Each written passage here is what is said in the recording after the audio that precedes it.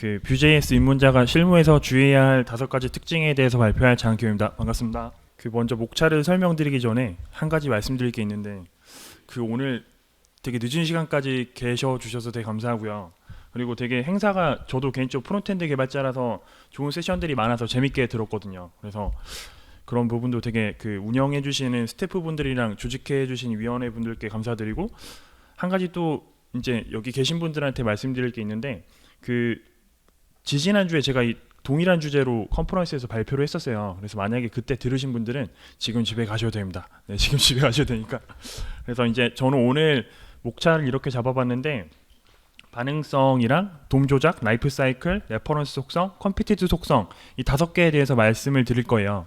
그리고 오늘 이 목차는 이제 발표 대상이 이렇게 총 4네 가지로 분류가 되는데, 일단 첫 번째로 오늘 제가 지금 발표하는 내용이 Vue.js를 어느 정도 기본 문법은 알고 계셔야 돼요. 네, 그런 의미에서 여기서 Vue.js를 쓰고 계시는 분이 많죠. 네, 다행입니다. 네.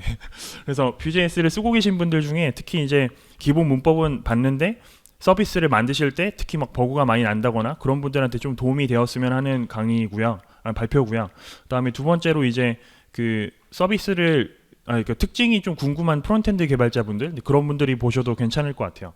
그래서 일단은 다시 정리하면 Vue.js를 소개하는 발표가 아니기 때문에 혹시 막 뷰가 어떤 건지 좀 궁금하신 분들은 나중에 그 따로 제가 링크를 안내를 해드리면 그걸로 학습하시는 게 좋을 것 같습니다. 그리고 오늘 발표의 약간 학습 효과이자 목표인데요. PR을 보냈을 때 사수분들한테 칭찬을 받으면 좋을 것 같아요. 이 내용을 들으시고 좀 더 버그를 고친다거나 아니면 좀 약간 코드를 더 정갈하게 짜서 뭔가 좀 도움이 되셨으면 좋겠습니다. 혹시 사수가 없으시면 나중에 따로 이제 들어오시는 분들한테 되게 더 으쓱하실 수 있는 그런 발표였으면 좋겠어요. 네. 일단은 저희 발표 자료랑 예제 소스는 이 링크에서 확인하실 수가 있고요. 제가 알기로 지금 이게 FAConf 홈페이지에서 그 발표 자료에 이미 있기 때문에 거기에 있는 내용 참고하셔가지고 이 GitHub으로 들어오시면 오늘 제가 발표 자료로 지금 이렇게 사용하고 있는 PDF 파일도 들어가 있고요. 그 다음에 이 GitHub 오시면은 제가 총 5가지에 대해서 예제를 다 들고 왔어요. 그래서 그 예제를 마스터 브랜치에서 확인하시고, 제가 지금 이제 코딩을 좀 같이 할 텐데 코딩을 하고 나면은 그건 FAConf 브랜치에 따로 올려드리고 리드미에 다 같이 정리를 해드리겠습니다. 그래서 일단 본격적으로 시작하기 전에 저를 간단하게 소개해드리면, 저 현재 그 포스코아이시티라는 곳에서 프론트엔드 개발자로 일을 하고 있고요. 뷰는 한 3년 정도 이제 가까이 썼는데 최근에 만든 프로젝트가 1.6년, 그러니까 한 1년하고 5, 6개월 정도 지금 만들었어요. 그래서 오늘 제가 말씀드리는 이 코드들, 그리고 이제 주의해야 될 특징들은 실제로 제가 프로젝트 하면서 있었던 일도 있지만 제 주변에 이제 프로젝트 하시는 분들, 그리고 아시는 분이 뭔가 질문했을 때 그런 사례들을 위주로 많이 설명을 드릴 거라서 이제 프로필은 참고하시고, 제 스스로를 약간 요약을 해봤더니, 요약보다 이제 자기소개할 때 그래도 뭔가 여기 아래가 좀 비어가지고 뭐 넣어야겠다 싶어가지고 이제 스스로 생각해봤어요. 그랬더니 약간 빨리 배워서 공유하는 걸 좀 좋아하는구나라는 거를 스스로 결론을 내렸고, 이런 사람입니다. 그래서 첫 번째로 저희 반응성에 대해서 좀 볼 텐데, 부제를 보시면 각 챕터별로 부제가 있어요. 근데 부제가 되게 의미하는 게 크거든요. 특히 이제 이 부제 같은 경우에는 실제 옆에 프로젝트에서 두 개의 프로젝트가 화면이 안 그려진다고 해서 저한테 막 계속 디버깅 해달라고 했어요. 그래서 그때 그 실제 사례를 말씀을 드릴 건데, 그래서 뷰를 개발하실 때 화면이 다시 안 그려지는 케이스가 분명히 분명히 있으실 거예요. 한 번쯤 아마 마주치실 것 같고, 그랬을 때 이제 이 내용으로 충분히 그 디버깅 하는데 도움이 됐으면 좋겠습니다. 자, 뷰의 반응성을 제가 잠깐 말씀을 드리고 싶은데, 뷰의 반응성은 처음에 뷰 배우실 때 뷰의 특징으로 알고 계실 거예요. 데이터의 변화에 따라서 화면이 다시 그려지는 뷰의 성질을 의미하는데요. 그랬을 때 코드로 보시면 인스턴스의 데이터라는 속성을 정의하시고 카운트라는 변수를 선언하시면, 그 데이터 속성이죠. 저걸 정의하시면 인스턴스가 생성되고 나서 저 데이터를 변화시켰을 때 저 카운트의 값이 바뀌면 이제 화면에 표시된 카운트 값도 증가가 되는 이제 이런 성질이 바로 뷰의 반응성입니다. 그랬을 때 이 반응성이 언제 설정되는지 좀 알고 계시면 좋은데요. 일단 인스턴스가 생성됐을 때 데이터의 속성들을 초기화하는 게 바로 이제 뷰의 어떤 라이브러리 동작이고요. 이게 라이프 사이클 관점에서 보시면 앞에서 보시는 그림처럼 이제 좀 확대를 맨 뒤에 앉아서 볼 때 보니까 잘 안 보여가지고 좀 확대를 해드릴게요. 이렇게 인스턴스가 생성이 되고 나서 그 다음에 이 아래 보시면 이렇게 이벤트랑 라이프 사이클 초기화시키고 그 다음에 이제 여기 아래 보시면 이렇게 리액티비티가 주입이 되죠. 따라서 크리에이티드부터 이제 반응성이 주입된 데이터 속성들을 다루실 수가 있게 돼요. 자, 여기까지 이제 말씀드리고 나면 반응성에 대해 알아야 할 점을 제가 정리를 해드리고 싶은데, 아까 보셨던 코드처럼 생성하는 시점에 없었던 데이터는 반응하지 않습니다. 그래서 거기에 대한 사례를 같이 볼 거고요. 예를 들면 지금 앞에 보시는 코드가 지금 이런 식으로 되어 있고요. 데이터에 유저라는 객체를 넣고 그 다음에 그 객체 안에 속성을 네임만 줬어요. 근데 만약에 저 객체를 생성하시고 나서 그러니까 new view라고 하는 인스턴스가 이제 초기화 동작이 끝나고 나서 저 객체의 동적으로 속성을 추가하시면 아래 보시는 이 코드처럼 마치 이제 이런 식으로 age의 어떤 값을 조정하시게 되면 저게 스크립트 상으로는 분명히 값이 바뀌었는데 저 바뀌었다고 해서 저게 화면에 이제 반영이 되지 않아요. 그래서 스크립트의 값은 바뀌었지만 화면에 있는 어떤 돔의 값은 갱신이 되지 않기 때문에 불일치가 생기기 시작하거든요. 그때부터 이제 화면이 안 그려지니까 이제 그때 많이 멘붕을 겪으세요. 그래서 이제 실제 사례를 한번 볼 텐데요. 제일 많이 오해하신다기보다 제일 많이 실수했었던 포인트가 체크박스라든지 뭐 토글이라든지 화면에서만 필요한 UI 상태값을 다루실 때 저걸 좀 주의하셔야 돼요. 자, 그거를 같이 한번 좀 볼게요. 그 5개의 주제에 대해서 각각 소스 코드를 넣어놨고요. 저희가 첫 번째 리액티비티 관련해 가지고 살펴볼 부분이 체크박스예요. 체크박스 UI 상태값 부분을 같이 볼 텐데, 자, 지금 이거를 먼저 실행을 해볼게요. 라이브 서버 가서 실행을 했더니 지금 이런 식으로 이 앞에 보시는 정보는 서버에서 지금 레스트로 받아온 리스트고요. 그 리스트에 대한 정보를 저희가 뷰 개발자 도구로 보시면 개발자 도구에서 이런 식으로 유저의 정보를 확인하실 수 있을 거예요. 그리고 10개의 데이터가 있는데 첫 번째 데이터를 펼쳐서 봤더니 약간 이런 식의 구조가 있습니다. 뭐 어드레스부터 웹사이트까지 쭉 있죠. 자, 그랬을 때 제가 지금 받아온 데이터를 가지고 조작을 할 텐데요. 첫 번째로 이 버튼 2개가 있어요. 버튼 2개가 하는 역할이, 첫 번째 버튼은 이 지금 받아온 리스트에서 첫 번째 목록에 체크박스 상태값을 이제 뭐 체크하는 건데요. 두 번째는 뭐 푸는 거고, 이런 식으로. 그래서 제가 이제 콘솔에 가보시면 잘 보이시죠? 네. 체크를 눌렀더니 지금 체크 스테이트 true로 나오게 돼요. 그래서 이걸 제가 코드로 가서 보시면 코드에서 아래 봤더니 자, 이런 식으로 유저스라고 하는 데이터, 아까 보셨던 그 데이터 배열이 이렇게 있고요. 저 배열에서 체크드라는 거를 직접 접근해서 제가 true로 바꿨어요. 그랬더니 아까 보셨던 이 콘솔이 지금 찍힌 거예요. 이 값이 true로 변한 거죠. 자, 그랬을 때 저거를 화면 가서 보시면 분명히 저는 체크를 했는데 첫 번째 체크박스에 체크 표시가 되지 않죠. 자, 두 번째로 볼 거는 제가 언체크를 또 했어요. 언체크를 했더니 또 이거는 펄스로 떨어지고 분명히 돌았는데도 불구하고 화면에 당연히 뭐 체크 안 돼 있었으니까 별도의 반응이 없습니다. 자, 그 관점에서 저희가 다시 한번 체크를 해놓고 뷰를 좀 봐볼게요. 뷰 개발자 도구를 보시면 자, 여기 클릭해서 봤을 때 지금 뷰 개발자 도구로 본 상태인데 여기 보시면 첫 번째 아이템에 체크드가 true로 돼 있죠. 그럼에도 불구하고 화면에는 그게 지금 반영이 안 돼 있는데요. 이게 지금 스크립트 상으로는 값이 들어가 있지만 이게 화면에 반영이 되지 않는 반응성의 특징이라고 보시면 돼요. 자, 그랬을 때 저거를 저희가 고칠 수 있는 방법은 사실 여러 가지 방법이 있지만 오늘은 지금 간단한 API를 먼저 소개해 드리려고 하는 거고, 여기 이 유저스를 받아왔을 때 지금 유저스에 아까 보셨던 속성 자체에 체크드가 없기 때문에 그 속성을 여기다 이렇게 추가시켜 주시면 돼요. 유저스 0에 그 다음에 뭐 체크드 이렇게 추가하셔야 되는데, 뭐 이런 식으로 추가하시는 게 아니라 기본적으로 이제 뷰의 공식 문서 보시면 reactivity in depth라는 곳에 this.set이라는 API가 있습니다. 이게 바로 그 리액티비티 내부적으로 오브젝트 디파인 프로퍼티를 쓰는데 그거를 동적으로 저희가 추가해 줄 수 있게 되는 건데 여기다 이렇게 한번 해볼게요. this.users 첫 번째 아이템에 체크드라는 걸 추가해서 저희가 일단 펄스로 놓을게요. 자, 이렇게 저장을 하신 다음에 그 다음에 돌아가서 제가 새로 좀 해보면 자, 이제는 체크 눌렀을 때 풀었을 때 계속 다 반영을 하고 있죠. 이렇게 아마 이게 지금 좀 안 하다 하시는 분들은 제가 이 바로 다음 예제도 리액티비티 예제예요. 그래서 그것도 실제 사례를 제가 들고 온 건데 그것도 같이 한번 볼게요. 일단 이런 식으로 해서 체크박스나 톡을 다루실 때 조금 주의하시면 좋고요. 근데 그 이유가 아무래도 이제 이런 UI 상태 값들은 보통 DB에서 저장을 하지 않기 때문에 저희가 화면단에서 다 관리를 해줘야 되는 부분이라 조금 저런 부분들은 주의하셔야 됩니다.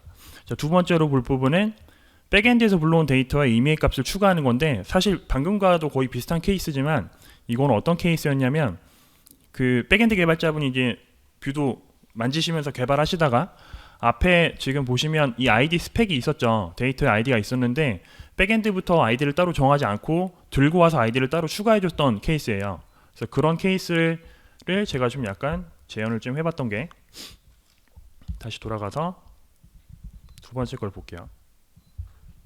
이것도 비슷한 케이스인데 보시면 제가 라이브 서버로 틀어가지고 자, 이런 식의 예제가 있고요. 똑같이 이건 이제 사용자 데이터 하나만 들고 온 거예요.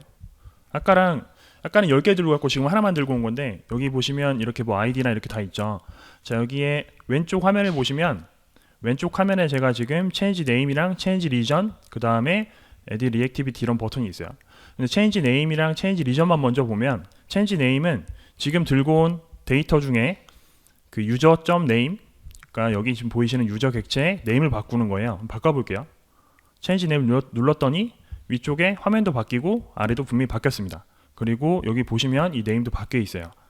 자, 근데 여기서 제가 change region을 누르는 순간 어떤 일이 발생하냐면 리전을 바꾸면 이 안에 지금 그 표시가 되게끔 데이터 바인딩을 해놨거든요. 자, 눌렀더니 변화가 없어요. 그래서 제가 콘솔을 가보시면 이렇게 region has been changed 하면서 콘솔로 스크립트 상으로 확인할 수 있어요. 뭘 확인할 수 있냐면 보시면 지금 리전이 바뀌었죠. 빈 값에서 서울로 아무튼 리전이라는 속성을 추가한 거예요.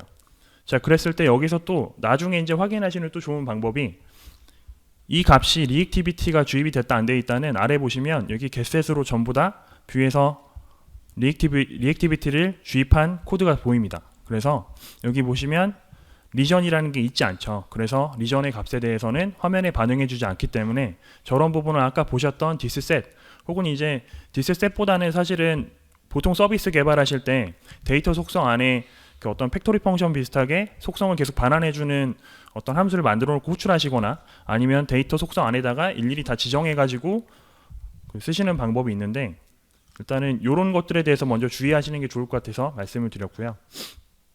다시 돌아가서 이제 리액티비티가 그런 의미가 있으니까 참고하시면 되는데 또 다른 부분은 이제 뷰엑스 같은 경우에도 좀 그 같은 그 리액티비티가 적용이 돼요. 뷰엑스의 스테이트도 결국엔 데이터와 동일하게 취급되기 때문에 이렇게 뮤테이션 보시면 스테이트에 또 유저라는 객체가 있고 네임만 있었는데 이렇게 에이지를 뭔가 추가하거나 딜리트 같은 거 그러니까 속성을 추가 삭제했을 때 뷰에서 감지하지 못하기 때문에 저런 부분들을 주의해서 사용하셔야 돼요. 자, 그랬을 때 지금 뷰 3점대가 이제 그 약간 모습을 좀 드러냈는데 아마 내년 1분기 정도 지나서 혹은 내년 3월쯤에 아마 나올 것 같아요. 굉장히 지금 많은 스펙이 좀 잘 잡혀 있고 거기서 지금 뷰 3에서 최신에 나오는 API 중에서 가장 저희가 주목해야 될 게 지금 방금 저희가 봤었던 오브젝트 디파인 프로퍼티의 어떤 한계 아니면 리액티비티의 한계가 사실은 프레임워크 상의 한계가 아니라 예전에 이제 이 오브젝트 쪽에도 오브젝트.observe라고 하는 그걸 MDM에서 찾아보시면 돼요. observe라고 하는 그 API가 잡혀 있었는데 그게 디프리케이티드 되면서 약간 디파인 프로퍼티밖에 할 수가 없었어요. 이런 반응성 주입하는 게. 근데 3점대에서는 이제 프록시 베이스로 가기 때문에 데이터의 어떤 속성이 동적으로 추가되는 거, 삭제되는 거에 대해서 이제 다 저희가 감지할 수 있게 됩니다. 이런 것도 알고 계시면 좋을 것 같고요. 두 번째는 이제 돔 조작. 이것도 꽤 많은 분들이 아직도 이제 오래된 습관을 버리지 못해서 이제 실수라기보다는 이렇게 코드를 많이 짜시는데, 사실은 이제 제가 이것도 지금 코딩으로 보여드릴 거예요. 어떻게 더 간편하게 짤 수 있고 뷰의 문법들을 활용해서 더 많이 줄여나갈 수 있는지 보실 수 있는데, 그 부분을 좀 같이 보겠습니다. 먼저 그 화면 조작을 하실 때 돔 요소를 제어하는 게, 저희가 일반적으로 자바스크립트에서 쿼리 셀렉터라든지 어떤 브라우저 그 돔 API를 이용해서 많이 조작을 하죠. 혹은 이제 jQuery 라이브러리로 선택자 이용해서 이렇게 많이 접근하시는데요. 그런 방법이 있고, 또 다른 거는 사용자의 입력 이벤트를 기반으로 뭐 어떤 돔의 위치를 찾아간다거나 그런 코드들을 많이 쓰실 거예요. 그래서 뭐 버튼을 클릭했을 때 그 클릭한 버튼을 기준으로 가장 가까운 걸 뭐 조작한다든지 그런 것들을 많이 하실 텐데요. 이런 식의 사고방식이 사실은 그 잘못됐다라기보다 워낙 저희가 익숙하다 보니까 뷰에서 제공하는 문법들을 좀 100% 활용하지 못하게 되는 것 같아요. 그리고 이런 부분들이 뷰에서는 어떻게 조작할 수 있냐면, 일단 첫 번째로 레퍼런스라는 속성이 있는데, 저 레퍼런스 속성은 보시는 것처럼 태그에 이렇게 속성을 추가해서 이 속성을 나중에 뷰에서 렌더할 때 뭔가 붙여주게 됩니다. 따라서 이 div라고 하는 정보를 나중에 저희가 직접 접근할 수 있게 돼요.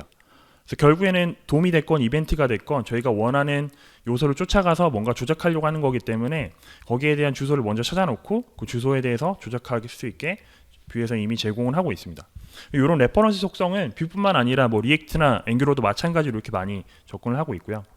그리고 디렉티브를 많이 쓰실 텐데, 디렉티브에서 제공하는 정보를 활용하셔도 충분히 이제 저희가 원하는 값들을 조절할 수 있게 될 거예요.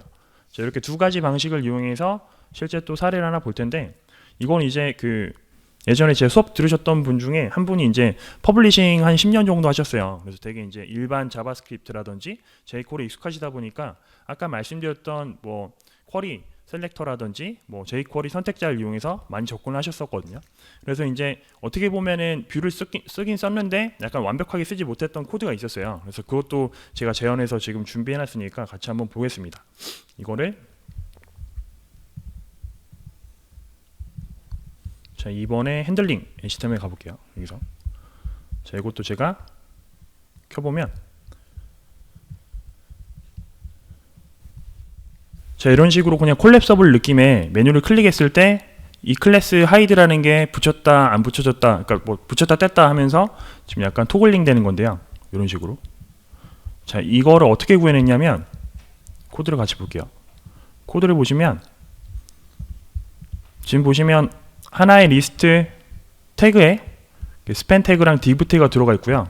요걸로 클릭했을 때 지금 여기서는 뷰의 문법인 그 이벤트 뭐 리스너 같은 걸 이용해서 remove item 메서드를 실행을 시켰어요.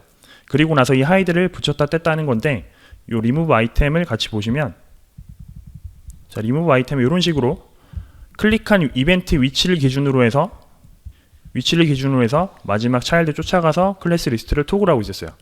이런 부분들을 어떻게 저희가 줄일 수 있는지 같이 볼게요. 먼저 첫 번째로 뷰 디렉티브를 쓰시게 되면 이런 식으로 반복되는 코드에 대해서 되게 약간 민감해지실 거예요. 리스트 태그가 지금 계속 반복되고 있죠. 저런 거는 충분히 저희가 여기서 v4로 이 리스트 태그들을 줄여나갈 수 있어요. 그래서 하나하나씩 보시면 지금 메뉴의 이름만 다르고 중간에 들어가는 건 같기 때문에 저 메뉴만 제가 데이터로 관리를 한다면 v4로 돌릴 수 있게 돼요.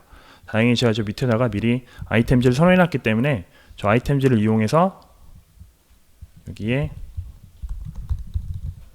이렇게 포문을 돌려주시면 됩니다.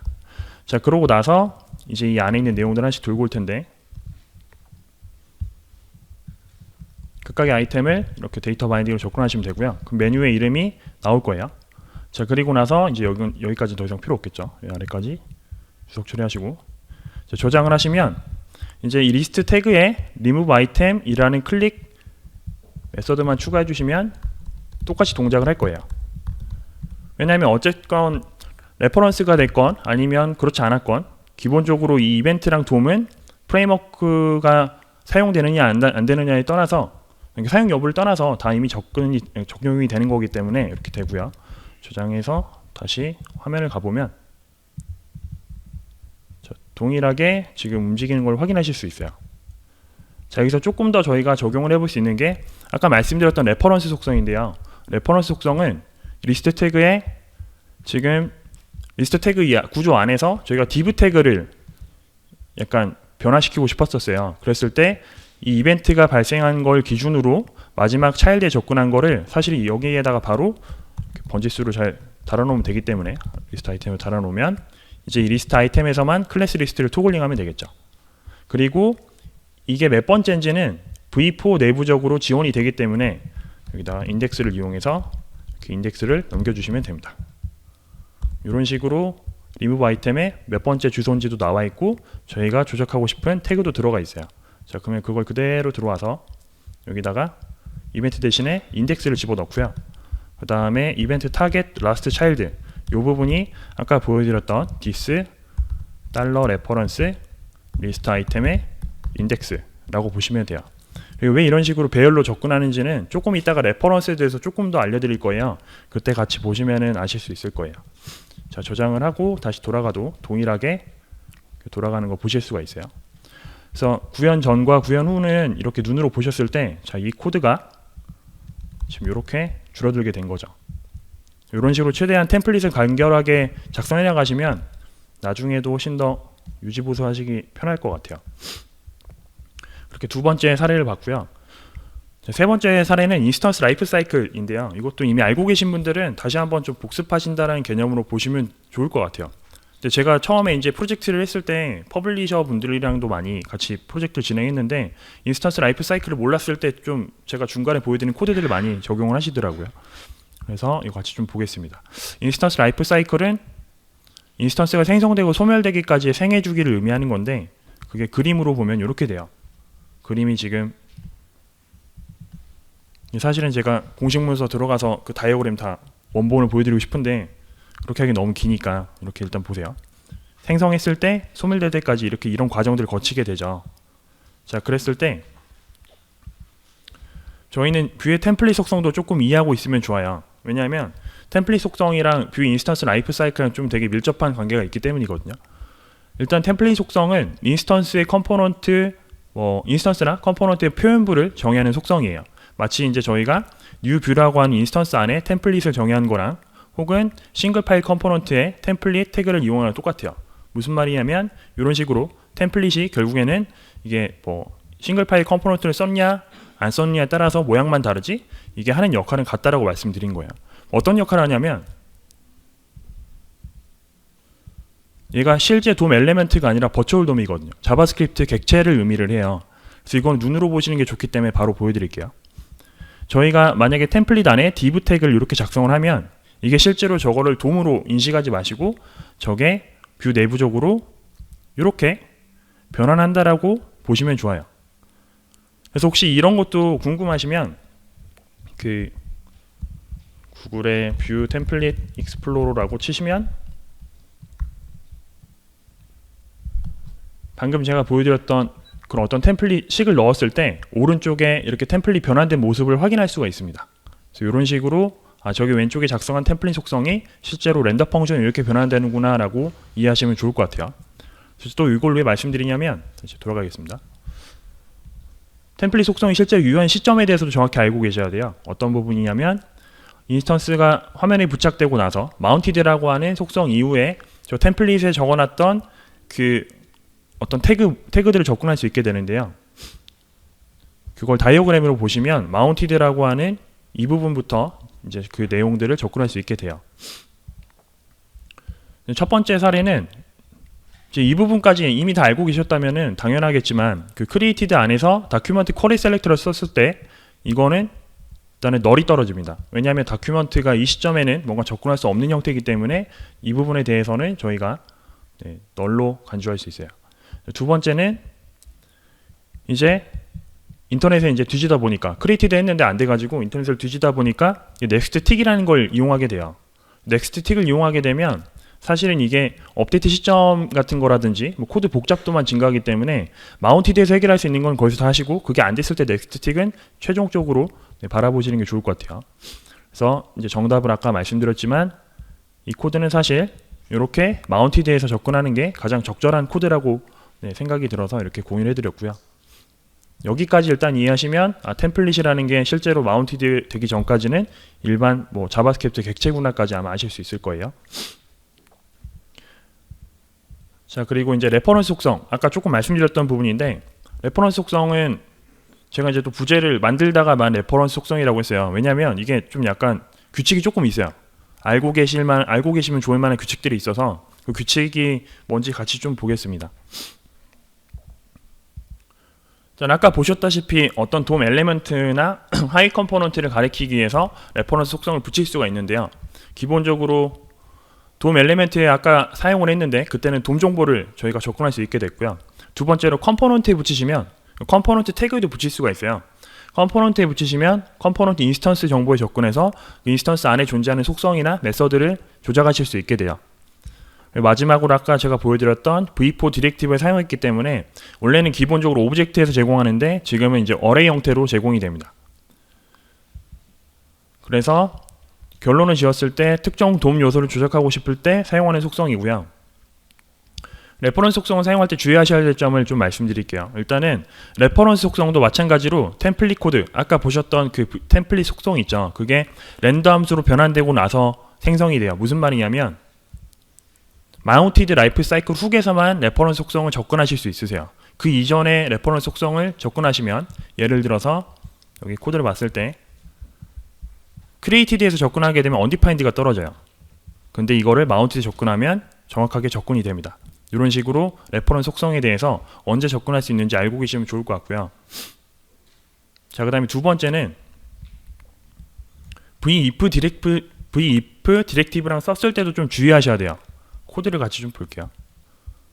자, 분명히 div 태그에 v-if라고 넣었고 안에 레퍼런스를 넣게 되면 이게 나중에 그 렌더로 변환을 했을 때 if인 경우에는 렌더에서 일단 걸러내기 때문에 이 레퍼런스 아예 만들질 않아서 실제로 마운티드에서 접근을 했더라 하더라도 언디파인드가 떨어져요. 그래서 이런 것들은 일단은 간단한 해결 방법으로 if 대신에 show를 쓰시면 되고요. show랑 if의 차이점은 css 디스플레이로 보여줬다 안 보여줬다 이런 차이점이니까 저렇게 일단 해결하시면 되는데 이거에 대해서 알고 계시느냐 모르냐에 따라서 조금 디버깅할 때 어려움을 겪으실 수도 있어요.